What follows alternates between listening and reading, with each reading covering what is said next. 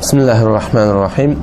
İniş arada qalın birçe gurrunma. İnelekem şu gurrundan sonra Müslüman Seyfiye Doğulan Meclisi'nde bir sürü harekatlar bolya, bir sürü amallar bolya, bir sürü qiyıqçılıklar bolya. Osam şu hakkında biz inşallah gurrun etmekçi. Ki aya şeyle bir daha şeriatta bami ya yok mu? Ol meclisi ki onun adı tutulan sema değil ya. Sema yani eşitmeklik.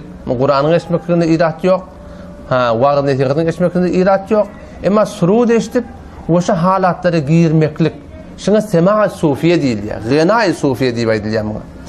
O zaman sadece Müslüman doğanım teveccüh deyip bir daha başı arada. Şu arada dikkat etseniz şöyle parmağını son multiyandırla. Gözünü tıkıp barakayım. Şu form bir sürü barakayım. Yani pirlen bir sürü harekatlar var. Şu tarafı mukabala eser koymadan süreyim. Niş tadışı Naqşbandiyan tertibinde bir teveccüh deyip bir daha var. Biz Mevlana Mehmed Ömer rahmetullahi aleyh, Mevlana Ubeydullah sahabın evini oturup gördük. Biz de şolun muridleri ve savapçılıkta bizim de adımız var. Eğer şimdiki savapçılıkta bizde bir amal yok. Ve şolar bize teveccüh edip gördüler. Ve şu tarzda teveccühümüz eserini gördük. Mevlana Mehmed Ömer rahmetullahi aleyh teveccüh edenle bize hiçbir eser etmedi. Ama şu tarzda şun eserinin ağlanan adam da oldu. Mevlana Ubeydullah sahab bana teveccüh edenle soram tecrübiyetten şimdi ben baramda. Ben kamilen şunu öz vücudumda ihsas ettim. Şu vargan şu arada bir niruy var. Sen enderunundan bir latifeler var. Kalp diye, ruh diye, sır diye, hafi diye, akfa diye. Şoları bir niru olan harekete oklaya Allah. O zaman Naqşbandiye'de tertibi ne yaparım? Tertibi şu yaparım ki murşid sahip, pir sahip öz elini, sağ elini muridin kalbinin üstüne koyuya 3 ilahiye nesere bir kere öz islete Allah deyip şuna zerbet diye şol el kuvve derunisi bilen manakim şol yani muridin hakkısına. Ve şol arada bir niru ve o nirun nemirin ben açıklayıp düşündürelim inşallah. Şol niru olan şol vücudun muridin vücudun nekil latifeler bir niru hay nehufte der enderun insan ki zikretmeklik bilen manakim şol barakim müteessir ol kıyımlıya şol niru olan şol harekete düşüyor yani. Avul başta Müslüman doğalım şey teveccüh Naqşbandiye.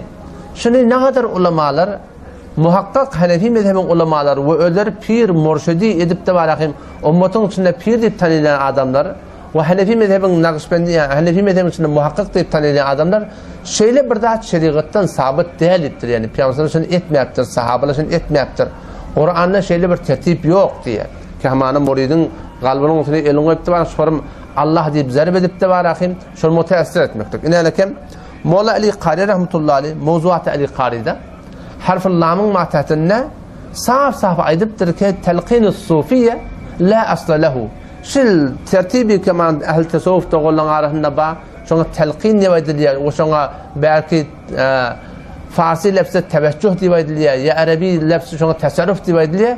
Şun hiçbir şeriatta şun bir asli yok deyiptir. Yani ne asli yok dedi? Şuna farz, vacip, sünnet, mustahab kullen şeriatta şun bir hiçbir Peygamberimiz için edem olsun, Ebu Talib'e şeyden olsun, başka sahabeler şeyden olsun. Şeyle bir dat kullen şeriattan sabit değerli. İnelekem bu kefi Naqşbandiyin öz ulukon pirleri Mevlana Mehmed Ömer rahmetullahi aleyh'te inelekem şey hulası tasavvufta Sefe-i şişine aytiyor ki ama tasarruf ve teveccüh sünnet ne istiyor? Sünnet tabi. Fakat eğer ba irade-i hayır başa caiz est. Hayır irade ki şu tarafın vücudunda bir latifeleri var şunu düşündürmeden çüreyim. Şunun vücudunda var akım, şidatlarda var akım bir eser koyup da var akım şunun ruhsuna tebep olmaklıktan çüreyim. Pes caiz. Ve bu denanaha delil velayet hem biri var akım teveccüh edip taraf var akım hemen müteessir etse ol unguliliğine de delille. Ve bazı ve şeyhi hem nisten on hatmi ma şeyh olup pirliğine de delille. Ve ne bu denanaha muzir velayeti kemal hem nist. Elbette deyip de zanan ve avame zayıfil akıl. Umum Müslümanları, qaratçıları, şoňa meňeş adamları ve zayıfil akıl hemen nojavalları, horsalları, denanaları tasarrufa teveccüh ne konet deyipdir. Onlara fakat ne etmelidir? Zikirdatları öğretmelidir ki müteessifana Seyfiye Doğulan'da inetin filminde görürsünüz ki her kim kapıdan gelsin.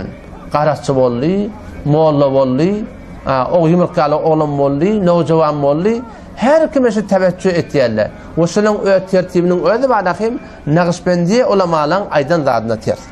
Ondan sonra da inelekem Hakimul Ümmet Basair Eşrefeli Tanevi rahmetullahi aleyh bu da ulaqon bir Naqşbendiyan pirlerinin biri. Bu da aytıyor ki teveccüh diye sünnette diye. Lekin bi in tarika rayjas as-tariq as-sünnet menqul nistittir. Meşin caiz bilen yöne kan söyüp batan zadım de. Çünkü näme sünnette şeyle bir tertibi kullen yok diptir. Ondan sonra da Ahkamul Kur'an Mufti Şefii sahip, Mufti Taqiyh Bezorlan dadeti, Mufti Şefii rahmetullahi aleyh bu da öyle pir olup murşid olup murid terbiyet berdi var rahim ummet İslam'ın içine tanınan adam. Bu da inalekem Ahkamul Kur'an Şefii siyasetinde bu da aytıyor ki şeyle bir hiçbir sünnetten sabitte lavazım-ı şeyhiden ne Allah'ın yanına kabulluğu bu da delillerdir. Ondan sonra İmdatul Fetava bu da Eşrefeli Tanevi rahmetullahi aleyh. Eşrefeli Tanevi rahmetullahi aleyh bilin ki Ehl-i Sünnet'in sahibi şey. Şoň elinin aşağına yazılan zat. O şeyle bir Hanefi mezhebinin içinde muhakkak deniliyor. Ki var rahim bizim Hanefi mezhebin hadisi taydan malahim şu zamanında Sutun Fakarat-ı mezhebi Ahnafi şu adamlar şunun elinin aşağına düzülen adamlar şular. Bu da İmdatul Fetava'da cildi 5 Sefi divistisi ile divistisi yeterinde şuna hakkında gurur ettiği ki şeyle bir zat doğru Naqşbendiyan tertibinde ba ama bir sünnette diye yöne. Niye bir zat ba yöne Naqşbendiyan tertibinde ba diyemde şu şöpez zehninde şamın kapet bir seyfiye doğruluğun ettiğin teveccühü de şeriatta ba yok. Evvela ki teveccühün öyle şeriatta yok. Ondan sonra da bar Naqşbendiyan ulemalarının cevaz veriptirler. Şunu fakat bana akım yani kaidanın tertibinde cevazı var. Ama seyfiye doğruluğun ettiğin teveccühü bu Naqşbendiyan teveccühünden bir baştaki bir zat ki inşallah Teala'nın evrakte mektubat İmam Rabbani rahmetullahi aleyh işaret inşallah düşündürelim. İrşad-ı talibini ki avval gurrun ettik.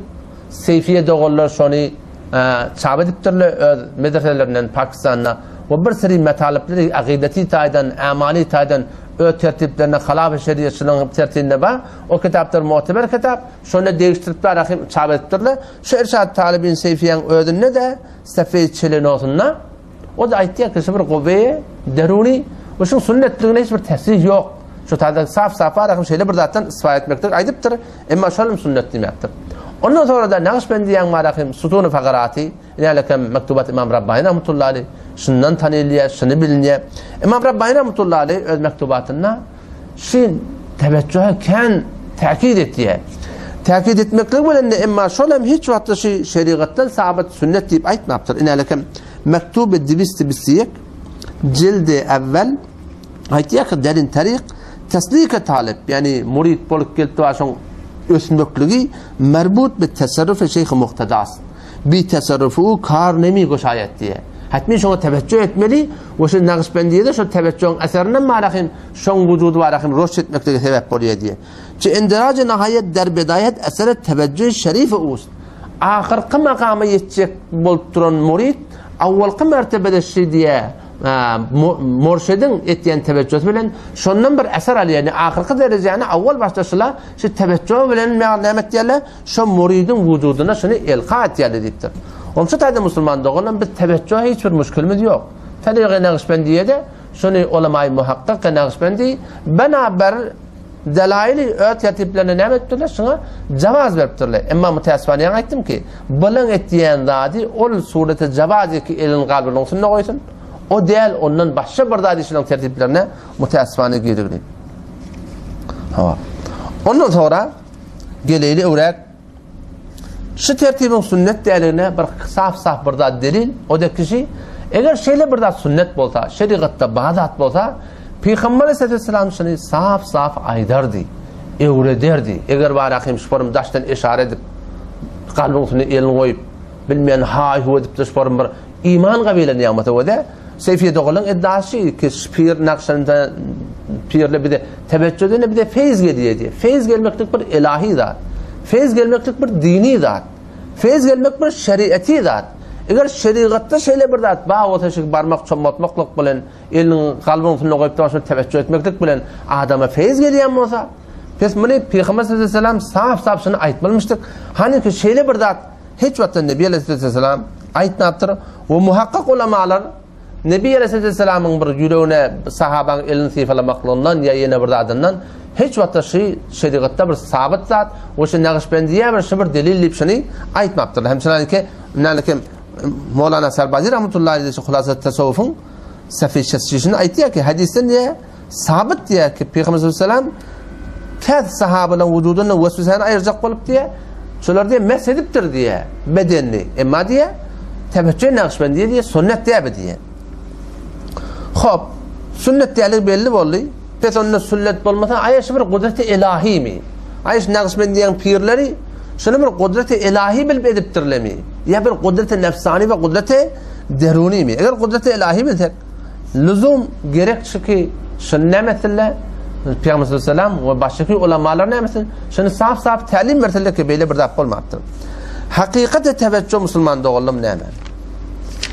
İne lekem şu teveccühün hakikati şu el kitabı ki ilminde buna Zama'irul Hikme diye Eşşefeli Tanevi rahmetullahi aleyhin gelen kitabı Mufti Şefii rahmetullahi aleyhin ustadlarından ve şey Ulukan Ödi Nakşibendi'nin pirlerinin bir kitabı Mevlana Muhammed Ömer Serbazi rahmetullahi aleyhin tercüme ediptir şunu. Bu da Ulukan pirlerinin bir elhamdülillah ben şun eline kol verip de varakım soğukçuluğa girmekten sebep olan adam. Bu da şun Seffi Bistinot'un aytiye Besair-i Hakimul Ummen şun tercümesinin aytiye der hakikat şu teveccüh hakkında görmek diye. Şu ayet sünnetmiş diye. Sünnet ki değil. Der hakikat şun ona vakiyeti neymişsin diye. Der hakikat in yekno tasarrufu nefsaniyiz. Bir kudreti deruni işi diye. Ki az meşk terakki mikunet. Min temrin edip barakım terakki ettirmeli. Oturup zikredenin bilen oturup bilmeyen manakim şunun Kur'an okuyanın bilen bir kabilenin yanında diye.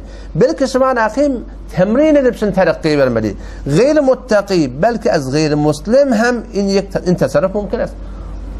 Gayri Müslümandan nasıl kafirden nasıl iş mümkün niptir. Ve azin bir murid nefes çandan ne mirisat muride bir idafe var bundan peydam yetip durunak diptir. Çıra ki umur bagayne daran niptir. Ondan sonra